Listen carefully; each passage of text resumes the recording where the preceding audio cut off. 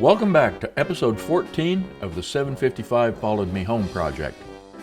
Leaves on the ground and a fire in the furnace means it's been a while since episode 12 part 2 in the 755 Blind Date Followed Me Home project was posted. So let's recap. The original Blind Date engine assembly was almost ready to be installed. If you're not sure what the Blind Date and the Followed Me Home project is all about, you can check back to episode 1. The Overbought 755 has new remote lever linkage, rebuilt transmission pedal linkage, overspray touched up, and the sheet metal has been primed for painting.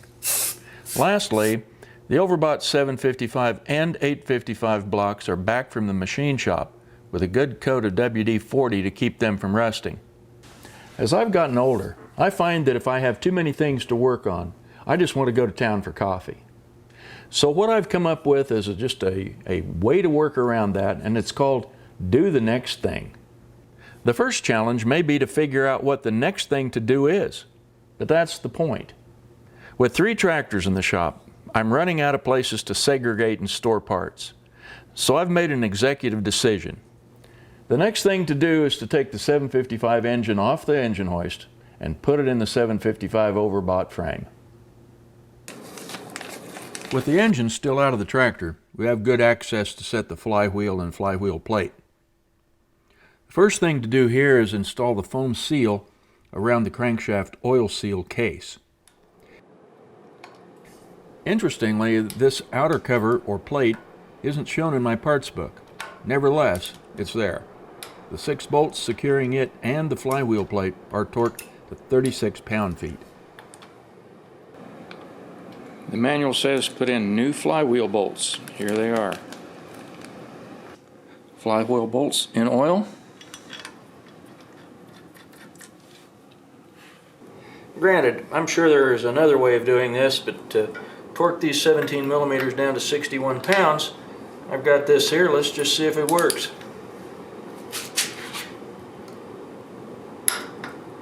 Seems to. You don't need any fancy tools.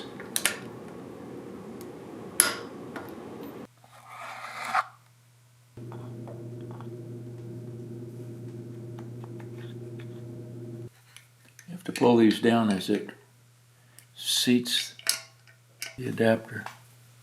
And then torque to 19 foot-pounds.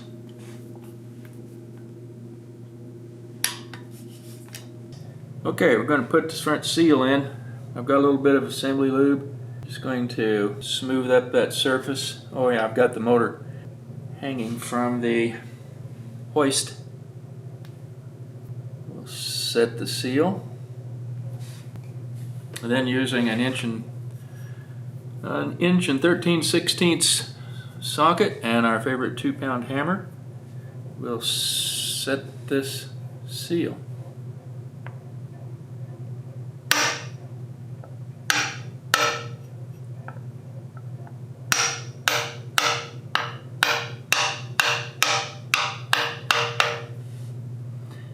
Front pulley has 2 bright spots on it, probably from the 2 seal lips. They look really good, so I think we're going to just drive this on in so it's flush, and we'll be good to go.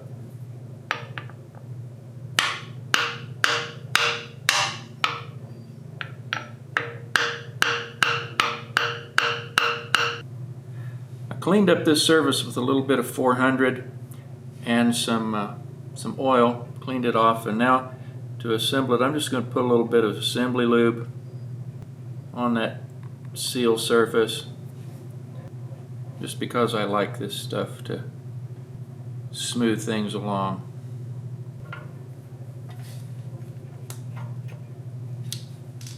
Put her in, bolt it up. We'll torque it down once we get it into the frame, and we can hold the flywheel.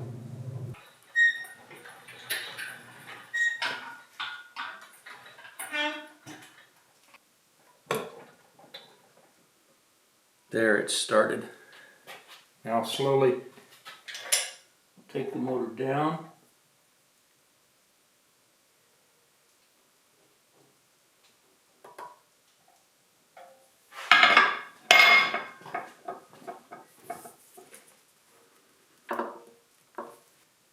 Let's see if I can get one of the bolts in.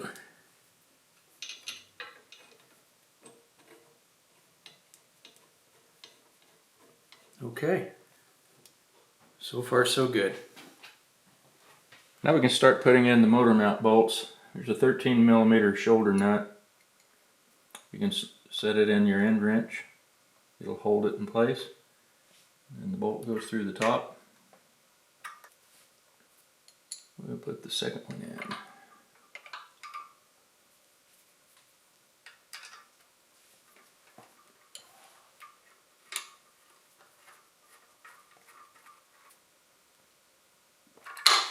And now we tighten down the front pulley to 85 foot-pounds.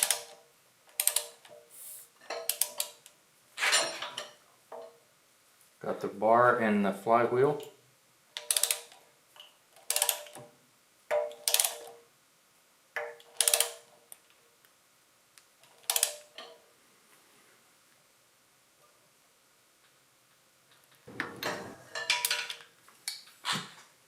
Click. This next segment may be familiar to those of you who may be a bit obsessively compulsive. The front mounts were ready to be bolted in, but what's this? A missing bolt?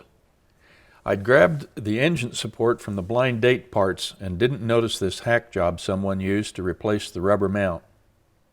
The bolts in the left side support matched and were secure. So what to do? What's the chance you or one of these new subscribers will notice and ask about this? Let's not take the chance and fix it. Originally, the rubber mounts were riveted to the support. To replace them or bolts, it was easiest for me to remove the support. As we go through this, you can decide for yourself if mounts can be replaced in situ or if the support needs to come out. So grab a coffee, as the next few minutes can get a bit dry. If you get through doing this, though, the good news is this experience will ultimately deepen the bond you have with your tractor. These are the screws that were holding the motor mount together. Another problem that I encountered was trying to put the 5mm screw through the holes in the mount. And the only drill bit I had was a 3/16. So I just reamed it out a bit. I think all I was doing was taking maybe a little bit of original paint or rust from those screws. So after just touching them up just a bit, bolts all go through fine. Because these back two are a little hard to get to, I'm going to go ahead and put the bolts through the cushion mount and head them through, and then get a nut on there. These are 5mm by 12mm in length. They cost about $1 each. About 50 cents for the nut and 50 cents for the bolt. Local hardware store. So then we'll just hold the head of the bolt with the open end 8mm.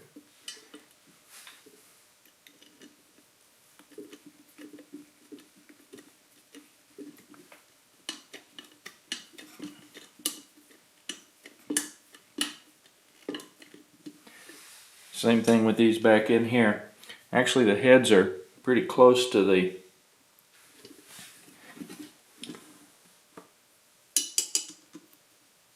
I guess it will fit. I didn't think it was going to. So that will hold it, and I could either get the socket or the end wrench here to tighten the rest of those down. I think I'll just get the socket. Well, I guess I won't, because this is the only 8mm socket I have.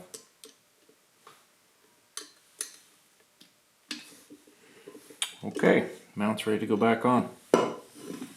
Of all the things you may encounter, plan on the small ones that may require more time and trips to town. Front mount, bolt, 16mm head washer, goes in, 17mm nut on the bottom.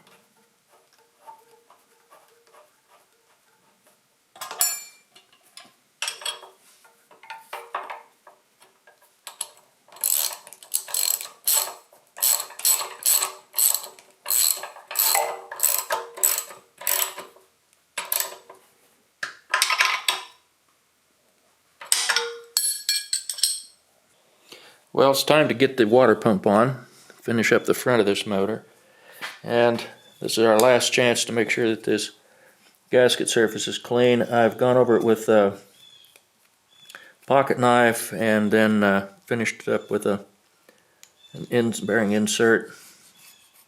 And it's stained a little bit, but it's feeling like it's really clean. And we used this bolt down here. This one is not used for some reason, but I want to make sure that that gasket is good there.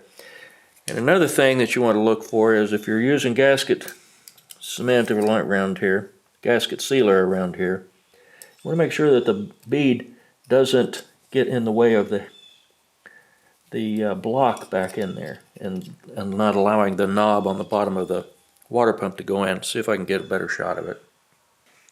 There you can see that little ledge up in there. You want to make sure you don't have any gasket maker against that.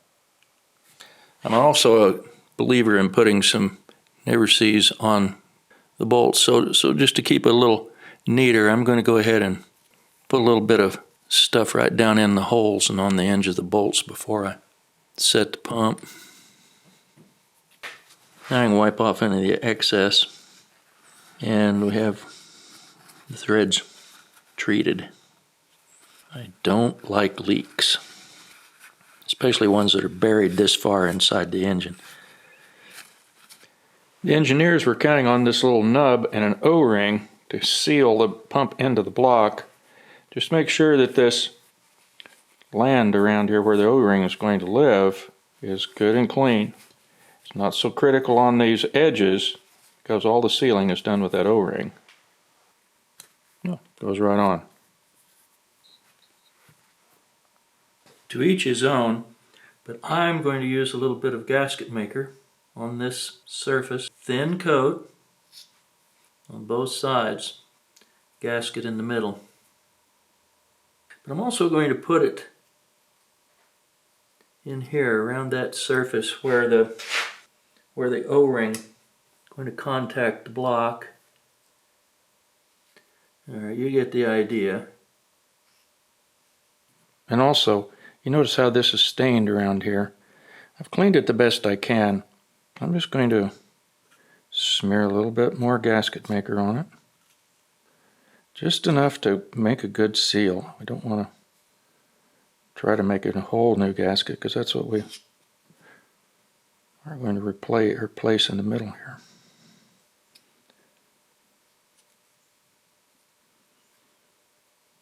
I don't think it's necessary to put gasket this. There's no water gets there. And also some bead around our O-ring. Working it down in there around that O-ring.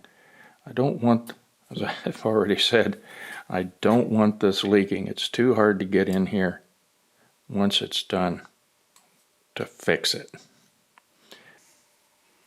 Okay, I've got a couple of bolts in. I'll place the gasket on.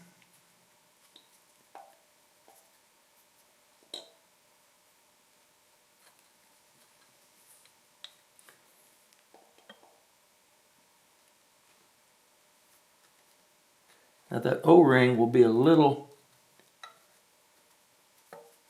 hard to start in the hole, but we know it's going to go. So we're just going to use use some bolts to pull her in. And just snug to watch the air gap in the gasket right there. We'll put the other two bolts in and we're going to leave it probably half hour at least.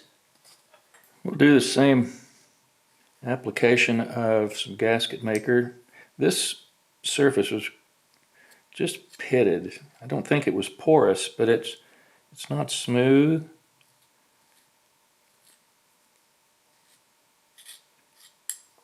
I'll smooth that out in a minute. Be careful not to put any inside water jacket. And just to note, we're going to be using an authentic OEM thermostat.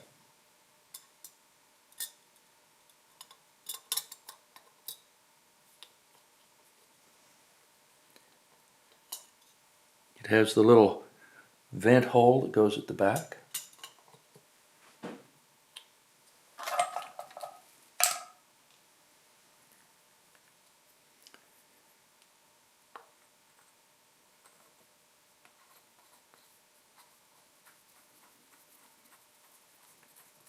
This engine didn't have a thermostat in it when we took it apart.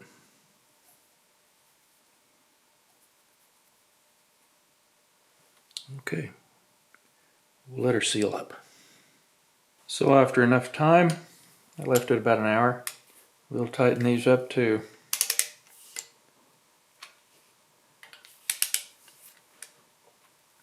26 Newton meters, or just under 30 foot-pounds, 227 pound-inches.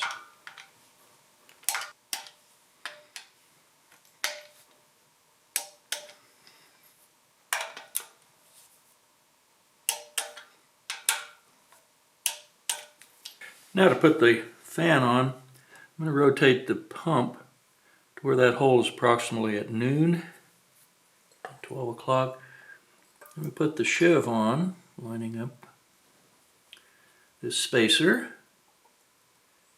Then I'm going to take one of the bolts and see that we're in good alignment. So far so good. Now we take the fan blade, noting which way is to the front, that would be the smooth part.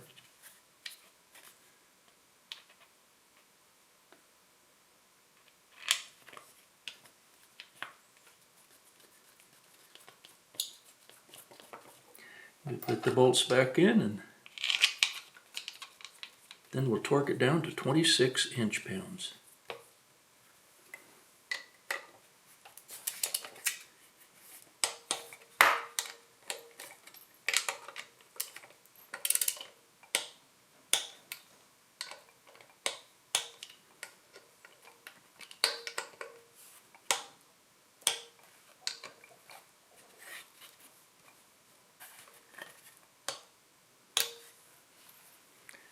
And I didn't change the pump because the packing in this one feels really good. At the end of episode 9, part 2, the injection lines were installed prematurely. Gaskets and injector leak-off lines and adapters had not been in place. This will now be corrected. The injector leak-off tubing presented its own problem. The 7 and 855 engines came with a mismatch of lines and clamps, so I set about to have a common size between them. The 220 manual may say, but I was unable to find a spec for the lines. Somewhere I found a mention of screw-type clamps and double zip ties, which I didn't want to use on these small lines. But finally, the Allstate Ag Parts website specified an ID of 530 seconds, so I set off to find it. Depending on the source, the outside diameter can vary. The local John Deere dealership had rubber hose, shown in the center of this display, and retainers, part number CH10323. Obviously, the hose was too big, but fortunately, O'Reilly's had clear 530 seconds fuel-resistant tubing like the original design found on my 655. So I'm going to use an original piece of hose that came off of this motor to mark the length of this tubing, of this fan work. There we go. So I'm going to cut 2 of these to length. If this knife will cut this tubing.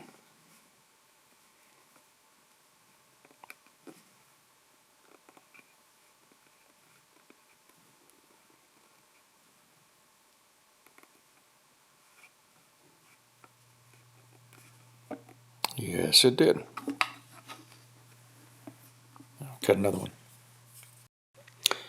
It may be difficult to see from this angle, but since these injectors are canted on an angle like this, the tubes are higher, and also they can be rotated a little ways off of each other to allow the hose or the tubing to be fit between the two. Now, if you just have to replace one piece of hose, it's a bit of a contortion to put it in there. And since I have everything else loose here, what I'm going to do is to put the tubing between all of these adapters and put them all in as an assembly.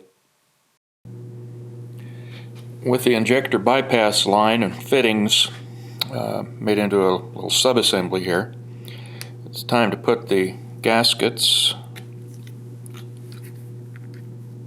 on the injectors. The O-rings came installed on the injectors. They are a separate part number, but they were included. This clear line is nice because you'll be able to see if fuel or air is going through it. Right now, it's very simple.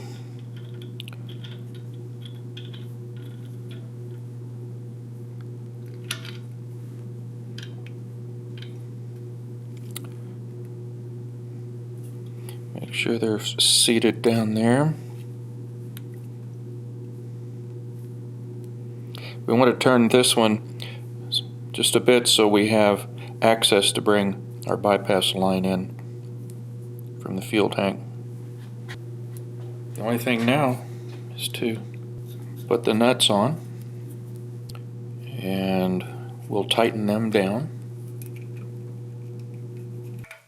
The nuts will be torqued down to 30 foot-pounds, which is less than the 37 foot-pounds that is specified for the injector, so we don't need to worry about tightening them too tight.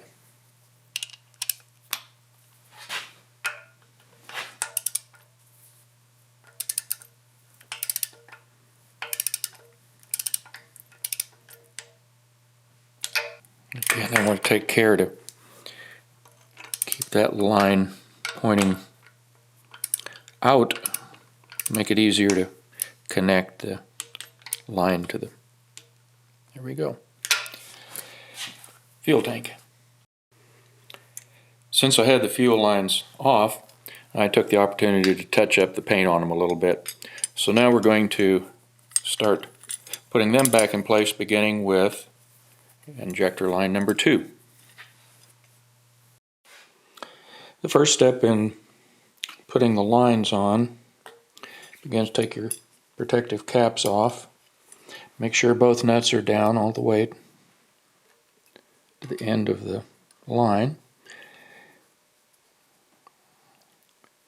And just finger tight the line down. In the previous video, I showed earlier that it's difficult to get the wrench in down here to tighten the bottom nut. So what I've done is take a 17mm end wrench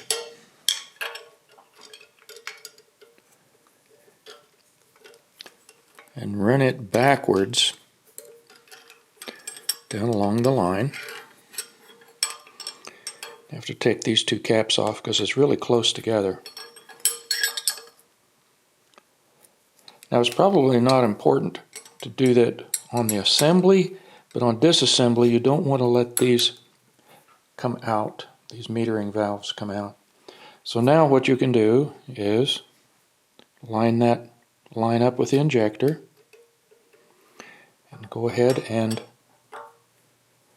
tighten the line nut down.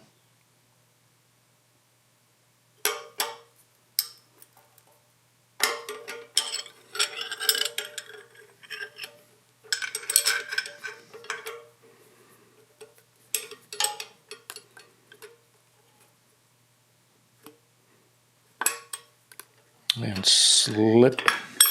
Sorry, I've got too many things in my hands. Just bring the line up and take the wrench out.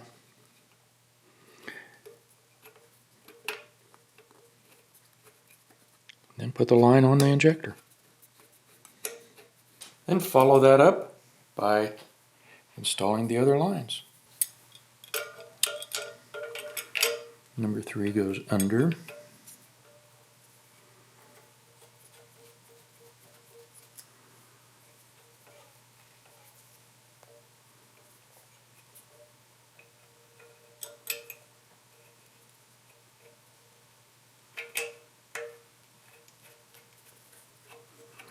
All of these injector nuts can be tightened with an open end. If these nuts turn kind of hard, just bend the lines so that they work. We're going to leave them about a half turn loose so we can prime the air out of the lines and get feel to the injectors before trying to start. I'll probably put in a new set of glow plugs, but before we get away from them, I want to test these and see what they check. Go to the lowest setting on your volt or your ohm meter. This is a digital one, so it's showing very little resistance at 0.5. So we can just ground and touch 1.4.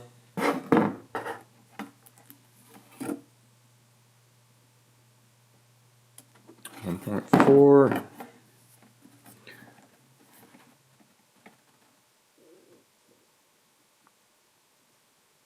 0.3. Let's go back to this one more time. 1.3 to 1.4, and they're consistent. Even though the glow plugs test okay, and they've got continuity, I'll put in a new set. But for right now, I'll just set these in, make sure that nothing falls down into the pre-glow or the preheat chambers.